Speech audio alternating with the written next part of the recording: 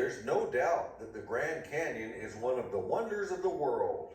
People come from all over to see this natural wonder. Many people don't realize that tourism at the canyon got its start when the Santa Fe Railway developed tourist facilities, the crown jewel being the El Tovar Hotel.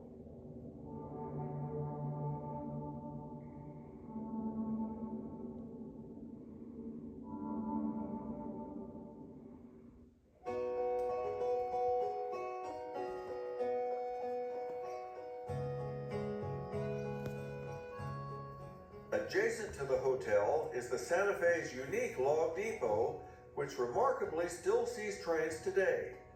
In this program, we'll follow a special winter train to the Grand Canyon.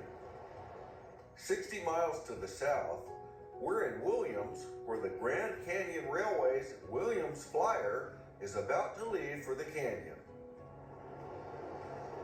Offering daily passenger service to the canyon, this 1950s Streamliner departs from the former Santa Fe Railway Depot and Harvey House called the Fray Marcos, a very classy place to board a train.